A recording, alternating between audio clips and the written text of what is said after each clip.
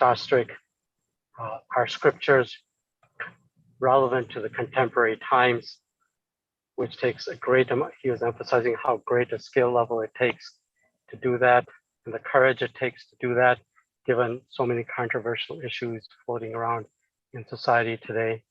So I had a chance to briefly speak with Mataji. She's very learned, very sincere, gentle soul. So let's look forward to hearing this very important topic. Can I find time for a high quality relationship with Krishna? Sorry, Mataji, for a very brief introduction to your prolific service in ISKCON. Forgive me. That's okay. I'm just a little tiny speck. So, Hare Krishna. Nice to be with all of you today. And we're going to be looking at a topic that we get asked about over and over and over again throughout the world. And that is, can I find time for a high quality relationship with Krishna in a distracted life filled with so much to do? So this particular seminar is going to focus primarily on our sadhana.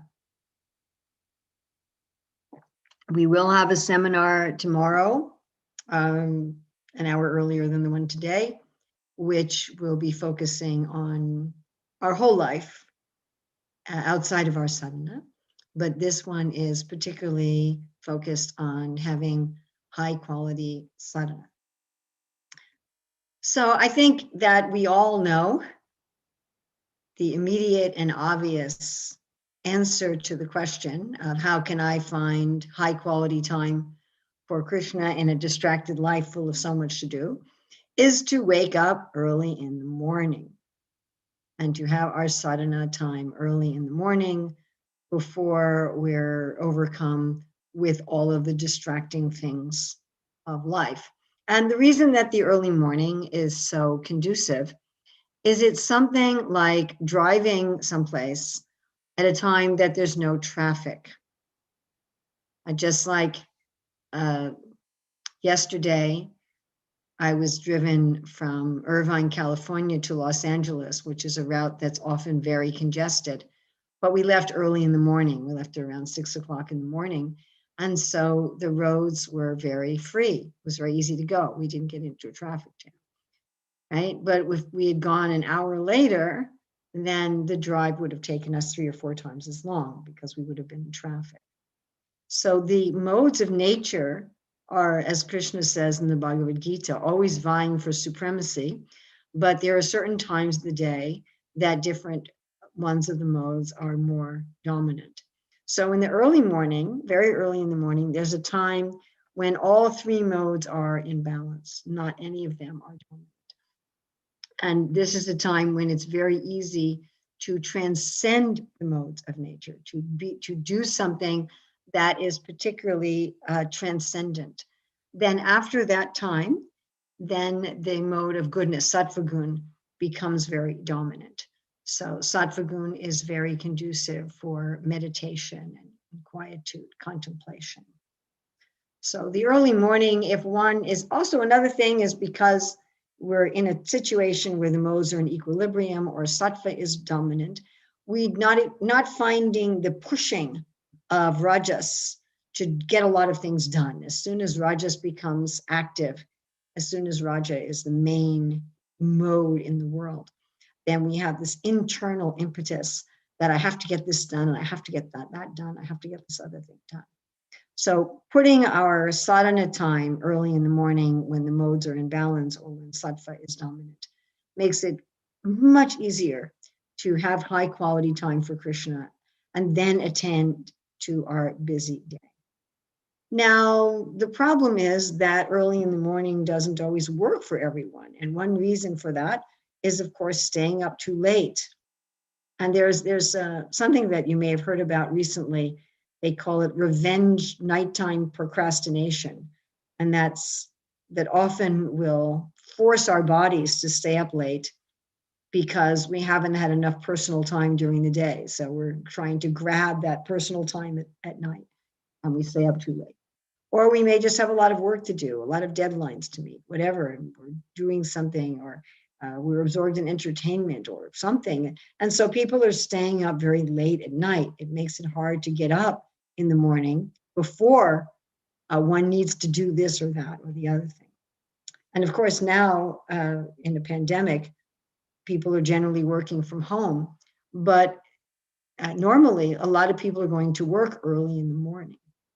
There are many people who have to leave for work at 5:36, 6:30 in the morning. And so they don't really have a lot of time in the morning for concentrated sadhana.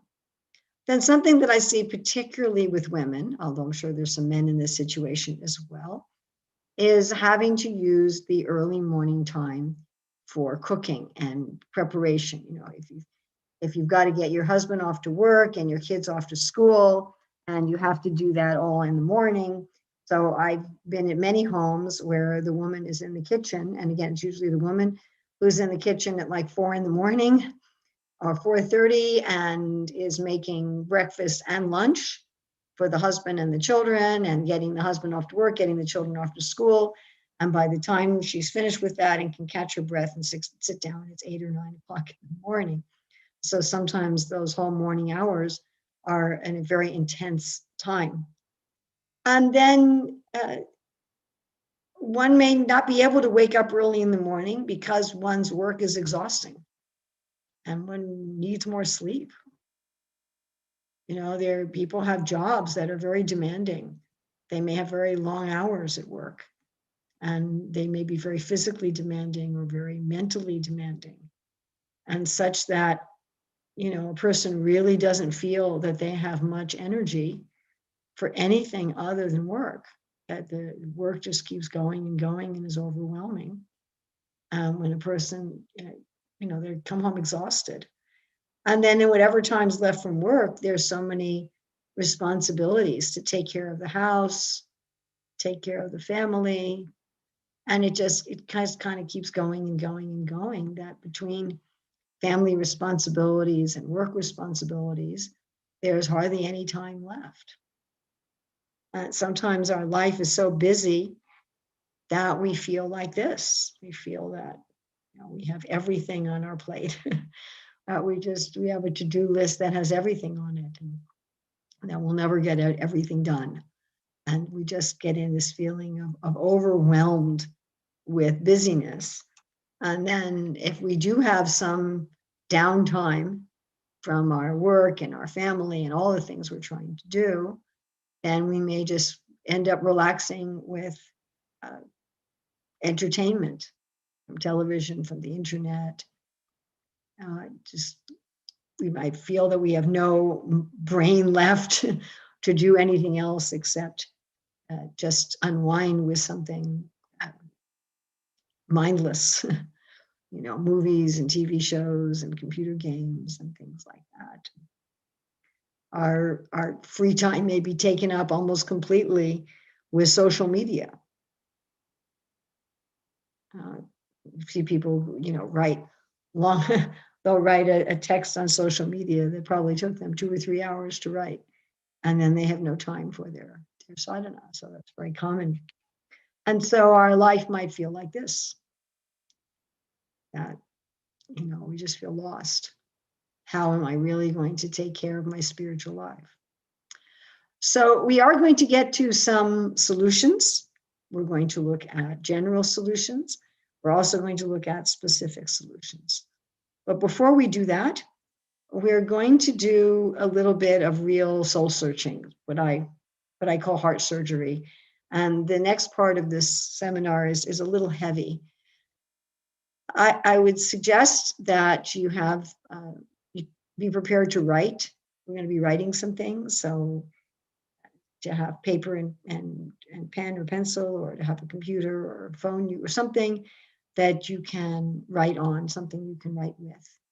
And we are going to do some rather deep introspection here before we look at specific solutions, because before we can look at the practical solutions, we want to look at what are our priorities? What is our mood? What is our consciousness? So first thing we're going to think about is something that Srila Prabhupada talks about all the time. eating, sleeping, mating, and defending. That how much of our time and energy are we spending doing things that the animals are doing? Finding food, taking care of our home, and we're defending our ego. Earning a livelihood, taking care of our family. I mean, these are the same things done by the animals. They have to be done. There's no doubt that they have to be done. But how much of our time and energy is being taken up with them? And I think for a lot of people, they may be looking at 12 hours a day, or 14 hours a day is being taken care of just with living, just with sustaining our bodies and our family members, just kind of keeping things going on. It's actually amazing how much time and energy it takes just to live. So how much time and energy are we each taking just to live?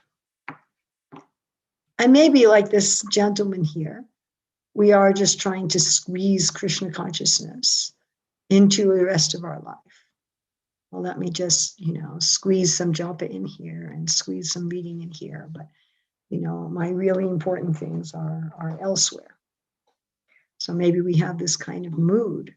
Maybe we found ourselves doing this. Well, these are all the important things I have to do, but let me just kind of put Krishna here and there. And if we do that, then maybe we have, like Jesus said, have we gained the world and lost our soul? Have we had a successful life in the world? Or maybe we've done all that and haven't even had a successful life in the world. But have we had a successful life in the world, but our real spiritual life is suffering? Now, many people think that this is a problem just for families who have their own home, but this same phenomena happens to people who live in a temple ashram, whether they're married or whether they're renounced. It's very common for devotees who live in a temple ashram type of situation to become so busy with service that their sadhana suffers. This is actually very common, that the devotees are so busy cooking for Krishna and taking care of the deities and shopping for the temple and doing all these sort of things for the temple and for the mission, that their own japa, their own reading, their own meditation time is very restricted and a very poor quality. So we're going to go now to our first writing exercise. So here's an obituary. It's an actual obituary. And, our whole life, when we die, is going to be summarized like this in 1 or 2 paragraphs. Now, if we're really an important person, we may get a few paragraphs. When my father died, there were, I think, 5 or 6 paragraphs in the New York Times about him. But, it's your whole life. And in Back to Godhead magazine, generally when someone dies, again, they get 1 or 2 paragraphs, if anything. And if they're a really well-known person, they may get a whole article of 2,500 words. So I'd like us to pretend right now that we've just died and one of our friends is writing an obituary. So we're going to take about 3 or 4 minutes. If each of you can write your own obituary from the position of a friend. Okay. So please start now.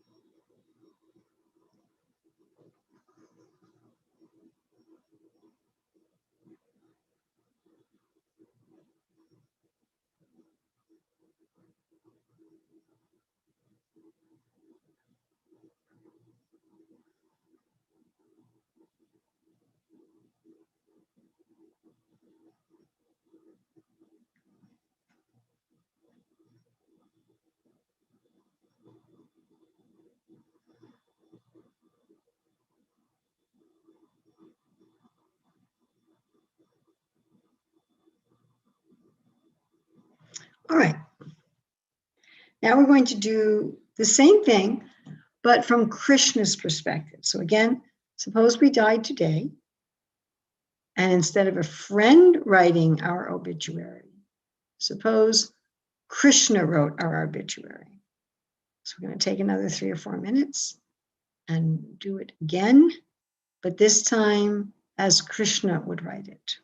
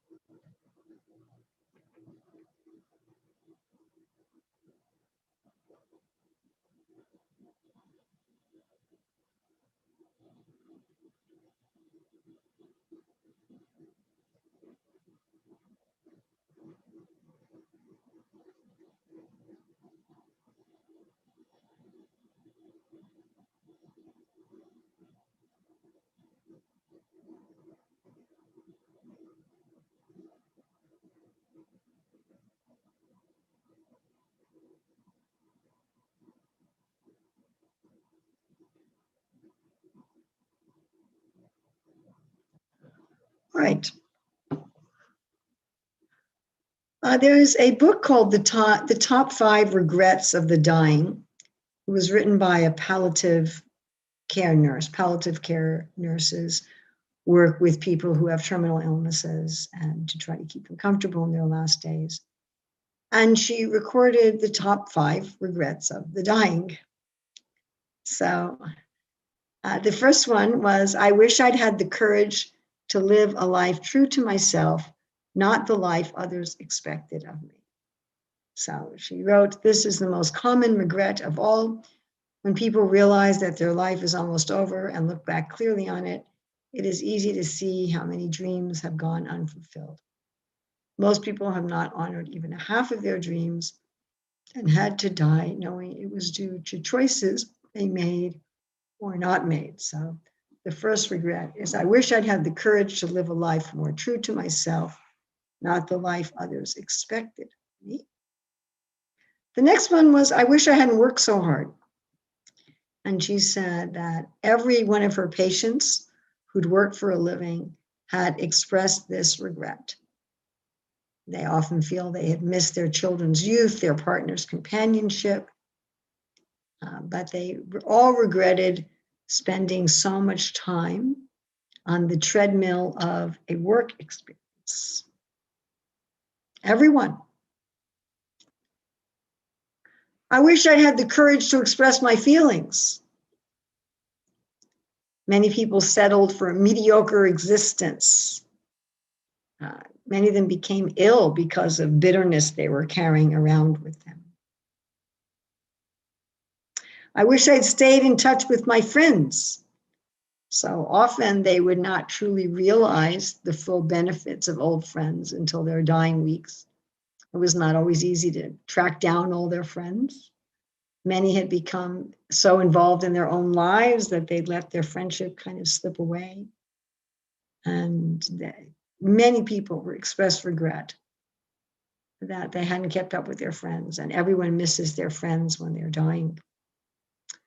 I wish I'd let myself be happier. It was surprisingly common how many people had this regret.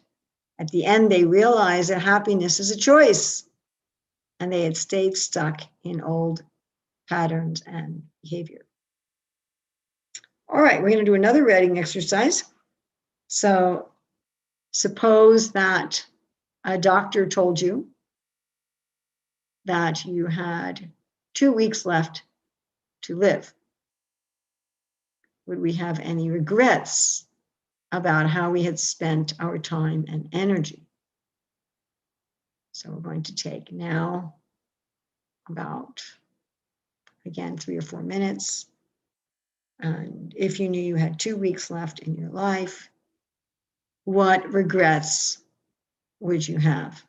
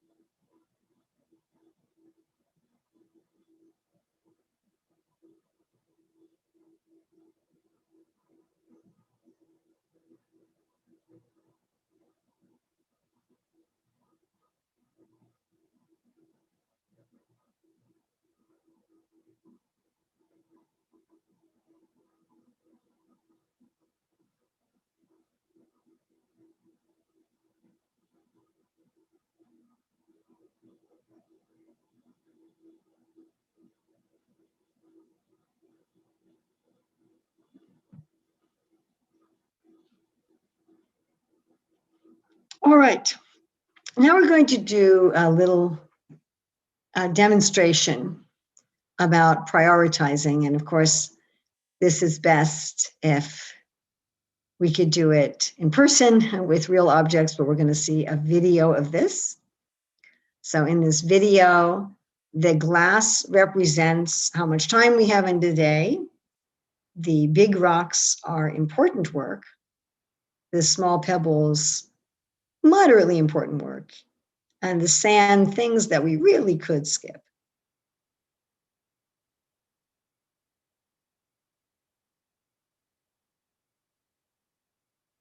So here the jar is our time.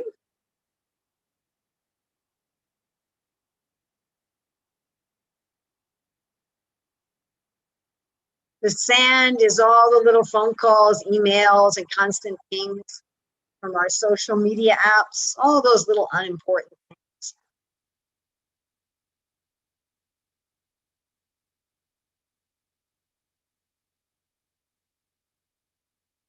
Now, the pebbles are tasks that have slight but manageable consequences if we don't do them.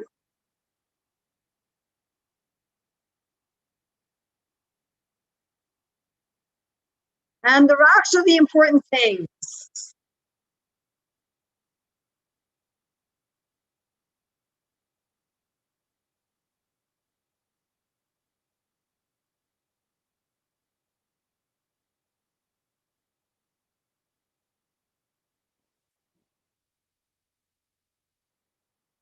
All right, now let's say we give our time first to the most important things.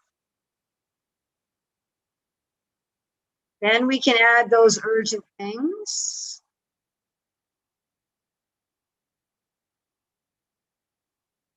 And then maybe we even have time for all the little things also.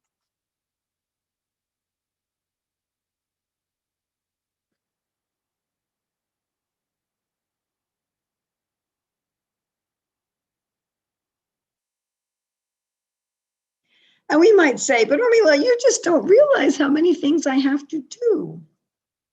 Some things just won't get done. Years ago, when I had a physical inbox, every once in a while I would clean it out. And I would find some things that had expired. And I realized nothing terrible happened because I hadn't gotten to them. One thing I do that really helps me put things in perspective is think about how many of you know the names of all of your great-great-grandparents? Now, in asking thousands of people this, hardly anyone knows all the names of their great-great-grandparents. Now, this means our great-great-grandchildren will probably not know our names. That's the grandchildren of our grandchildren. They probably will not even know our names. What to speak of what we've done. All these important things we have to get done. And just a couple generations later, in our own family, nobody will even know our names. Now we see this in the Bhagavatam. There's these genealogies of great personalities. And often it's just a name. We have no idea what they've done. So if our own family will not even remember our names, what to speak of what we have done? How important is it? And we can try an experiment. Take someone that you love, who loves you, and say, can I talk to you for an hour about all the important things I did today, or 2 hours? And how many people will really be interested? So why are we taking these things as so important? All right, we've finished our introspective heart surgery. So we're going to look at some general solutions and then some specific ones. So in general, Srila Prabhupada talks about spending a maximum of 8 hours a day on earning our livelihood. Now, for some people, this is very scary. They'll say, wow, if I only work for 8 hours a day, what would happen to my standard of living? And one thing that we can remember is that most likely, if you're listening to this class, there's a large number of people on the planet who live with an income far below yours.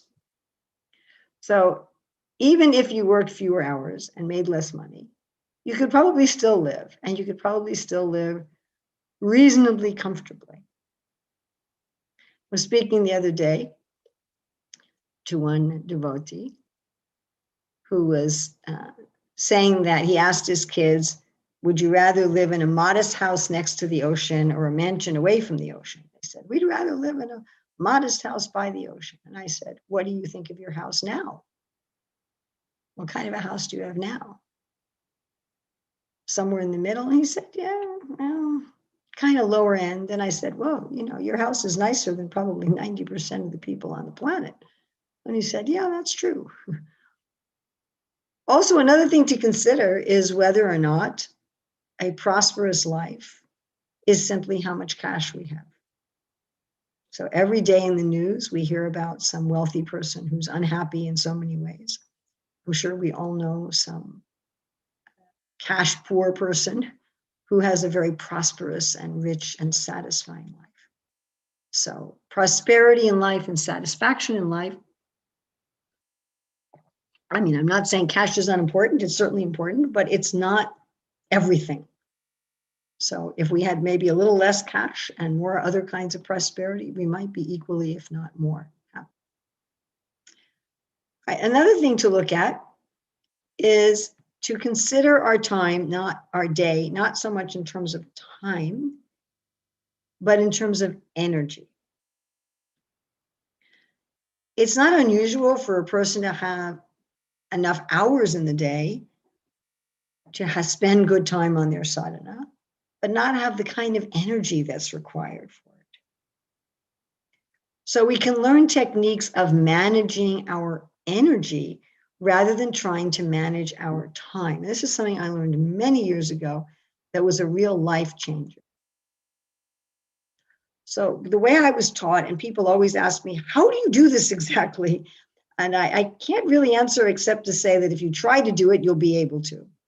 So we can think of, again, not how many hours we have in the day, but how much energy we have in the day. And we can have energy for different things. I mean, seem to have a certain amount of energy for intellectual, mental activities. I have a certain amount of energy for social activities, a certain amount of energy for physical activities.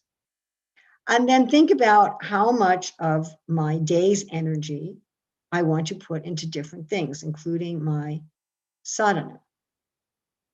And then whenever you're doing that thing, you do that thing with full use of the energy you allocated. And one analogy that might make this easier to understand is, let's say you had your monthly cash in cash. So how much money you had to spend every month. Let's say you had that all in cash. And you had different envelopes. So one envelope was for, food, and one was for clothing, one was for house, like that. And then you put in cash how much money you'd allocated for each of those things into each of those envelopes.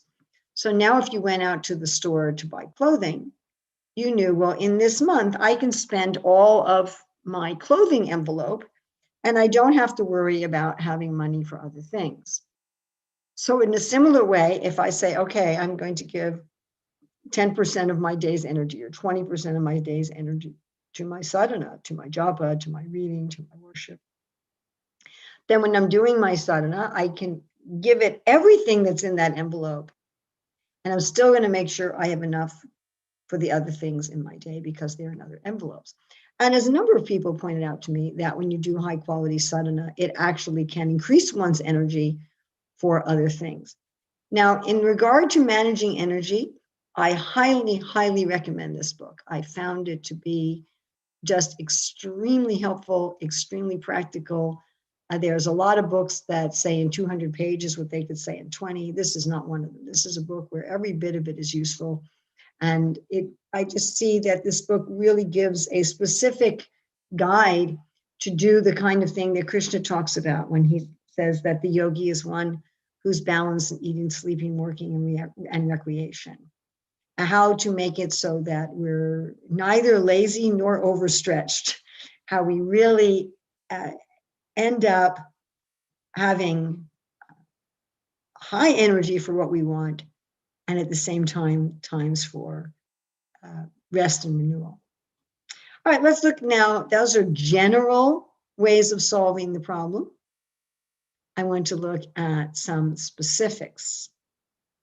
So I've heard many devotees say that it's very important to chant all your 16 rounds at once. You know, you can even just sitting in one spot for your rounds without moving. But Shruti Kirti, who is Srila Prabhupada's servant for a couple of years, he recounts this story. He says, when I was a householder, Srila Prabhupada said, I would chant 4 rounds before each meal and 4 rounds before retiring in the evening. In this way, 16 rounds could be chanted without difficulty. He laughed and said, if you don't take prasadam before chanting your 4 rounds, you will be sure to get them chanted.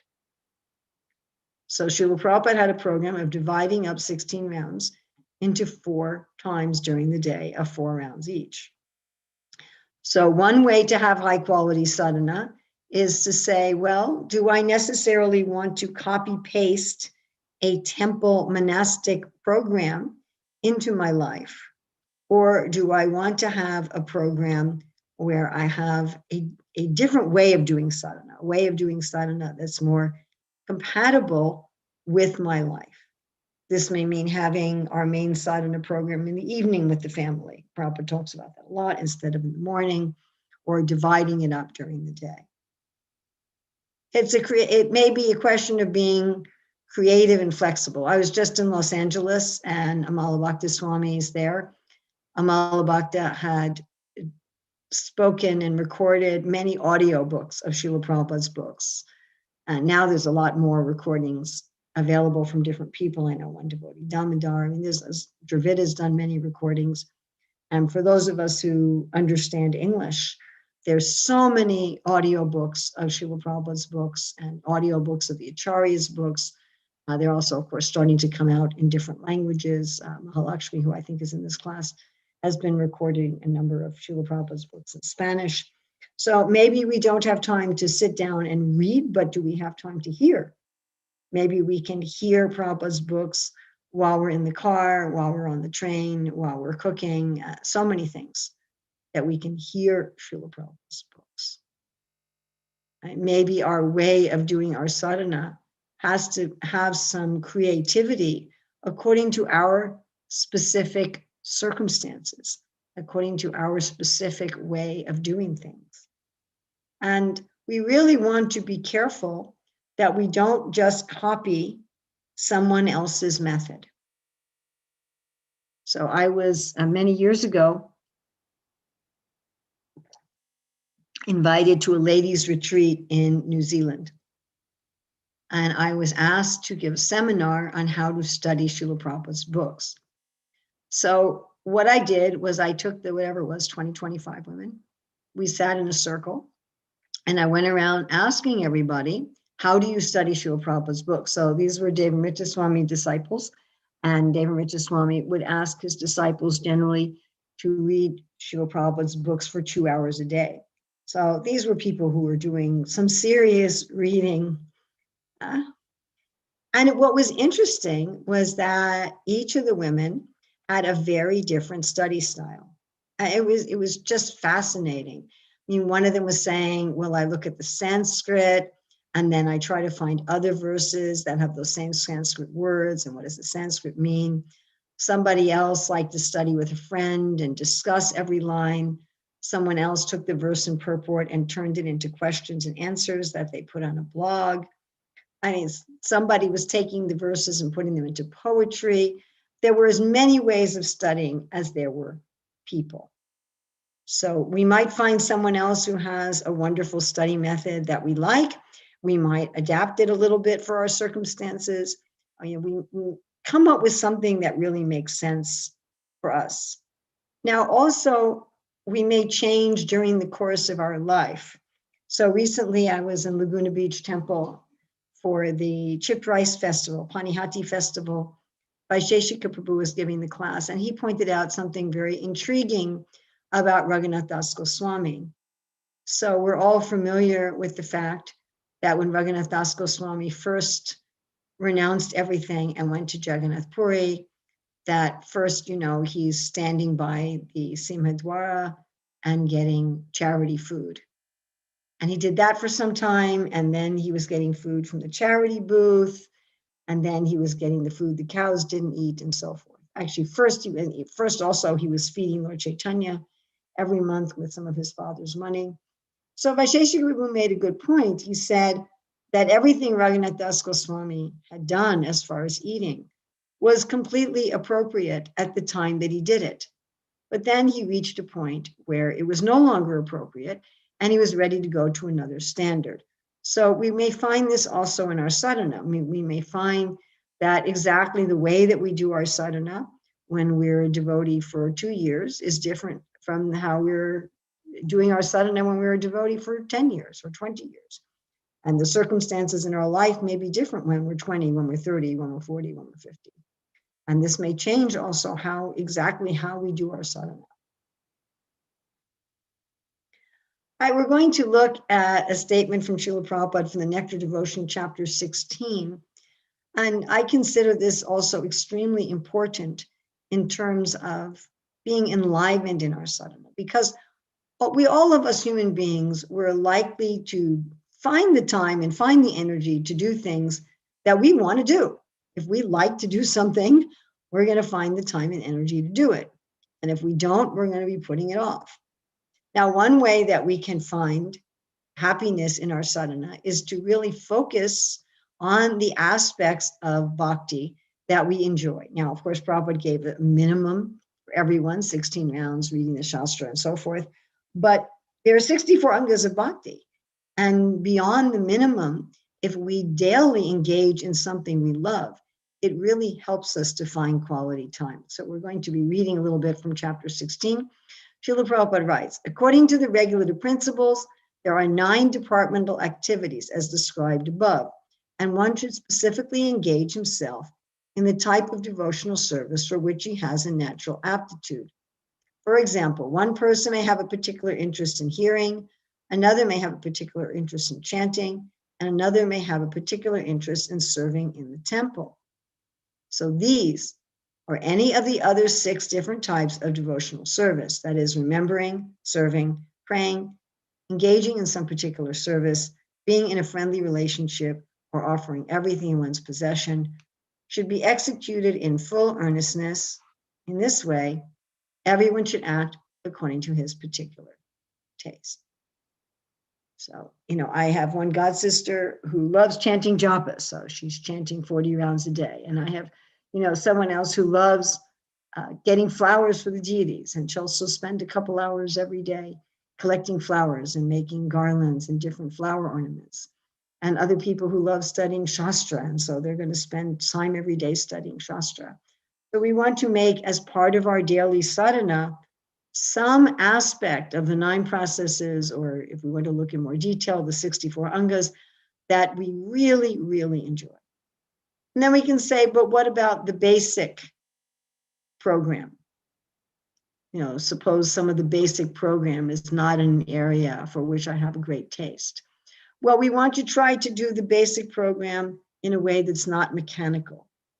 Our worship, our kirtan, our japa, our study of Shastra, we want to try to do that with some emotion, with some connection, because as Krishna says in Bhagavad Gita 12:9, that the purpose of practicing bhakti, the purpose of what he calls there abhyas yoga, is to develop ichcha, to develop a desire. So whatever we're doing daily in sadhana or regularly in sadhana, we want to really do with attention to emotion, to attention to desire, to some in a actually meditative way, not in a mechanistic way. All right, we're going to do our last little writing exercise here. So I'd like us to think of something. So today's a Saturday. I'd like us to think of something we can do. And in America, it's a long weekend. There'll be a vacation day on Monday. So something we could do today, tomorrow, and Monday. Something in the next 3 days that we could start doing that would add to the quality or quantity or both of our sadhana.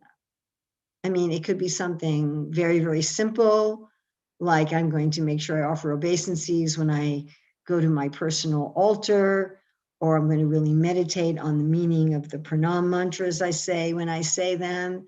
It could mean when I'm offering food to Krishna, I really meditate on him sitting with the cowherd boys and eating it with satisfaction. I mean, it could be many different ways. It could be I'll read a verse from the Bhagavad Gita, every day before lunch. Maybe it'll be, I'm going to go to bed a half an hour earlier. I mean, there's so many different things that we could do. Again, either quantity or quality or both. And what we're looking for here is what we call in America a big bang for the buck. In other words, we're looking here for a small change that's going to have a big effect. So we're not looking for something where you're going to say, okay, I'm going to chant 64 rounds a day, or, I'm going to read 5 hours a day. I'm going to go to bed 3 hours earlier. We're not looking for some huge change that we're not going to be able to maintain. That ends up just being discouraging. You want to look for some small change that will have a big effect and that you're very likely to do. Something that you're really, really likely to do. And after doing it today, tomorrow, and the next day, that you might even be willing to sustain. And it's a good idea to re-examine this every week or so and see, do I like this? Do I want to keep this up? So we're going to take another 3-4 minutes right now. If you can write down some change in quantity or quality of your sadhana that you do over the next 3 days. Something that you're willing to do. It can be a very small thing that will have some big effect.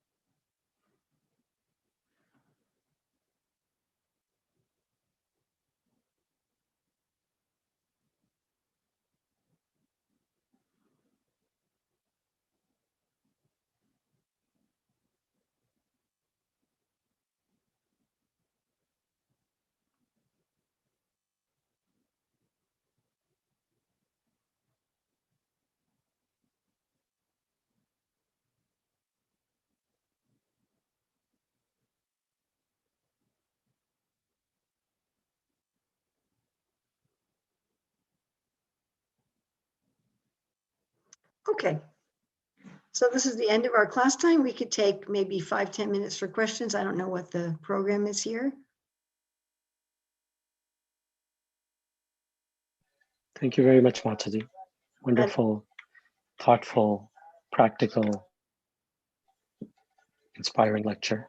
A lot of insights into human nature, not just for a devotional aspect, but just day-to-day life aspect. I think we have time to ask questions. Do any of the devotees want to share their thoughts, reflections, comments, questions? Please.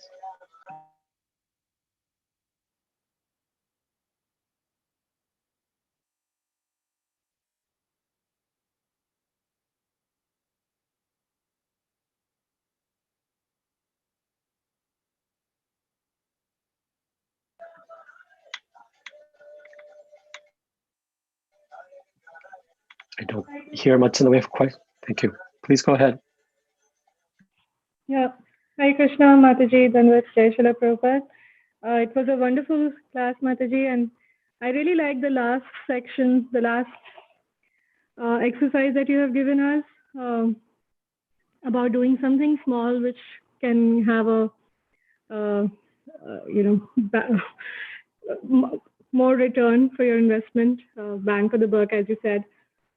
So I wrote up something, and it's really nice to, take small steps which we can maintain rather than doing something huge and then falter, not be able to do it, and then just keep beating myself up that, I started something which I couldn't keep up. So thank you so much, Mataji. It was inspiring. I'm going to take that on. Hare Krishna. Hare Krishna. Hare Krishna, Mataji. Thank you Hare so Krishna. much for the very wonderful introspective class. I did a lot of self-analyzing myself. I was just curious with all the activities that you gave, especially what Krishna would write about you in your obituary. What should I get from that, Mataji? What benefit, or I was just trying to think, why did you make us do that particular activity? Well, because what our friends would say is going to be somewhat superficial. It's just like Jai Sachinandana Prabhu introduced me at the beginning of this class. So, people who know me or even know me fairly well, they don't know me as well as Krishna knows me. And so there's this summary of my life that's going to be given by people who know me. And then there's a summary of life going to be given by the person who really knows me. And putting those two things together can help me understand how I want to prioritize the rest of my life going forward. I found it to be very helpful.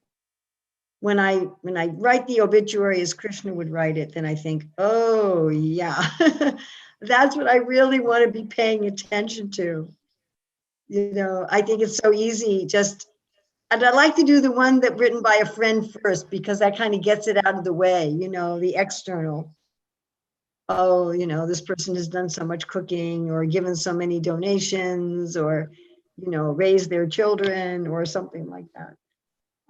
The things that everybody can see. But then Krishna's saying, okay, well, you've done this, but what about this? And what about this? And it helps to focus me on what I really want to put my time and energy towards. That makes a lot of sense. Yeah. Thank you so much, Mataji. Thank you. Anybody else? Well, again, we're going to have a class tomorrow, 1 hour earlier at, I think it's at 11:30. Yes. Yes, 11:30 Pacific time. And that's a much more, it isn't such a heavy class as this one. And that one's going to look at how we can meditate on Krishna through everything in the world. So this one was focused on our sadhana time, and that's focused on everything. I thought this was just a great class, not just from the perspective of sadhana, but from day-to-day life.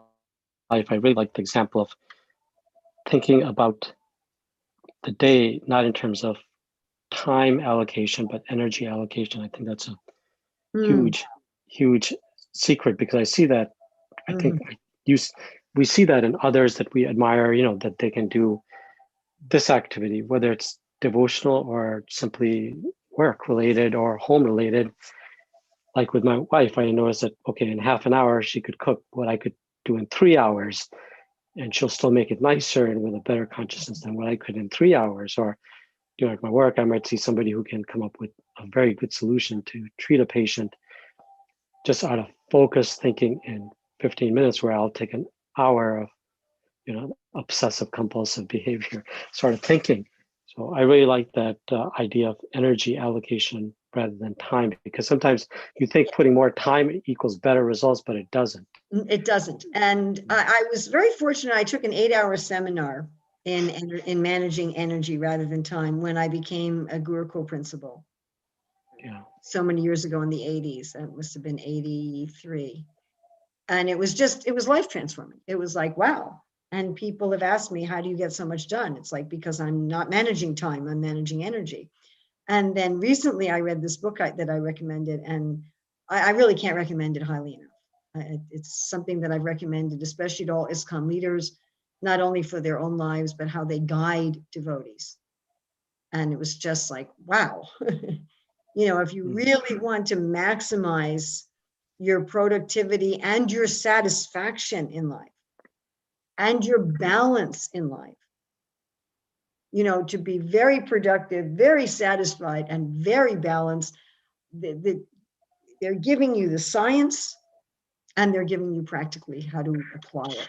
And to find all that in one book it's very rare. I mean, I've read books where they're really into the science and the theory, and you're kind of left, okay, now how do I do that?